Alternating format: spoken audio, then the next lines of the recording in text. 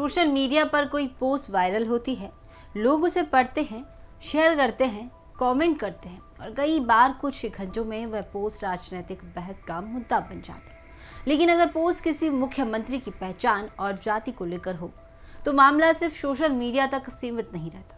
उत्तराखंड में ऐसा ही एक मामला अब सामने आया है। मुख्यमंत्री पुष्कर सिंह धामी की राष्ट्रीय पहचान और जाति को लेकर एक सोशल मीडिया पोस्ट विवाद में है। इस पोस्ट को लेकर शिकायत हुई और मामला पौड़ी कोतवाली में एफआईआर तक पहुंच गया।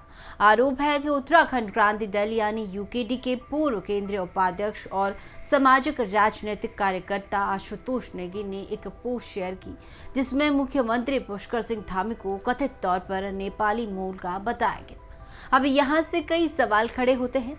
क्या इस दावे के पीछे कोई प्रमाण था? पोस्ट का मूल स्रोत क्या था और क्या इसे जानबूझकर सोशल मीडिया पर फैलाया गया? फिलहाल इन सवालों के जवाब जांच के बाद ही सामने आएंगे। इस विवाद की कानूनी शुरुआत अप्रैल 2026 में हुई।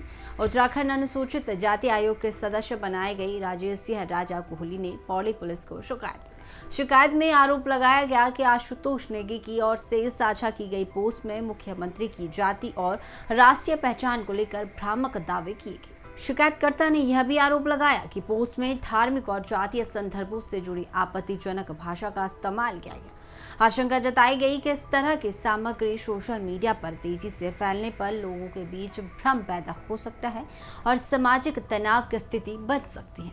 इसी शिकायत के बाद पुलिस ने मामला दर्ज कर जांच शुरू कर दी। अब पुलिस तलाश रही है पोस्ट का पूरा डिजिटल ट्रेल। इस मामले में सबसे महत्वपूर्ण हिस्सा पुलिस की डिजिटल जाँच है, क्योंकि सोशल मीडिया पर किसी पोस्ट को सिर्फ शेयर करने के बाद उसका सफर खत्म नहीं होता।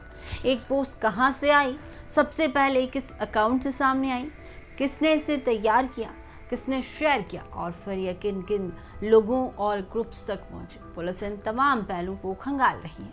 यह भी देखा जाएगा कि आशुतोष नेगी ने पोस्ट खुद तैयार की थी या किसी दूसरे स्रोत से लेकर उसे शेयर किया गया था। इसके अलावा पोस्ट पर आए कमेंट्स, उसके शेयर और उसके दूसरे डिजिटल फुटप्रिंट्स भी जांच का हिस्सा हो सकते हैं। पुलिस यह भी पता लगाने की कोशिश करेगी कि इस पूरे मामले के पीछे जानबूझकर सामाजिक विमंस या सार्वजनिक शांति भंग करने की कोई मंशा थी या नहीं।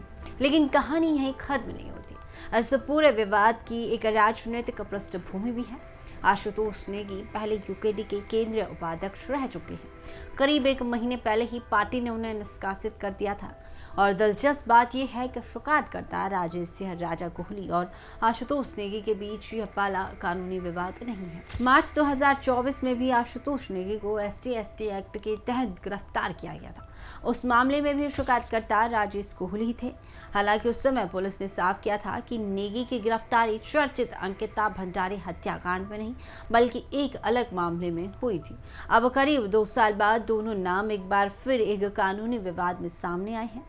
असली फैसला जांच के बाद होगा, लेकिन यहाँ एक बात समझना बहुत जरूरी है। FIR दर्ज होना किसी व्यक्ति को दोषी साबित नहीं करता है। FIR का मतलब है कि पुलिस ने शिकायत के आधार पर मामला दर्ज कर जांच शुरू की है। अब पोस्ट का वास्तविक संदर्भ क्या था, उसका मूल स्रोत क्या था, उसमें किए गए दावों का आधार क्या था और आरोपी की भूमिका वास्तव में क्या रही, इन सभी सवालों का जवाब जांच और सामने आने वाले डिजिटल साक्ष्यों से ही मिलेगा। इसीलिए फिलहाल किसी भी पक्ष को दोषी मान लेना जल्दबाजी होगी।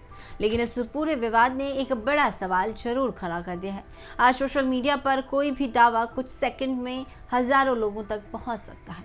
लोग अक्सर पोस्ट की सच्चाई जाने बिना उसे आगे शेयर कर देते हैं, लेकिन जब मामला किसी व्यक्ति की जाति, राष्ट्रीय पहचान, धर्म या सामाजिक पहचान से जुड़ा हो तो एक अपुष्ट दावा विवाद को बहुत बड़ा बना सकता है। और अगर यही दावा किसी संवैधानिक पद पर बैठे व्यक्ति को लेकर हो तो उसका राजनीतिक और सामाजिक असर और भी बड़ा हो सकता है। यही वजह है कि अब सबकी नज़र पौड़ी पुलिस की जांच पर है, क्योंकि असली सवाल सिर्फ यह नहीं है कि पोस्ट किसने शेयर की है। असली सवाल यह है कि पोस्ट का मूल स्रोत क्या था, दावा किस आधार पर किया गया और क्या इस दावे के पीछे कोई प्रमाण था। फिलहाल मामला पुलिस की जांच में है। सोशल मीडिया की एक पोस्ट ने उत्तराखंड की राजनीति और प्रशासनिक गलियारों में बहस जरूर छेड़ दी है। अब देखना होगा कि डिजिटल ट्रेल पुलिस को किस नतीजे तक पहुंचाता है।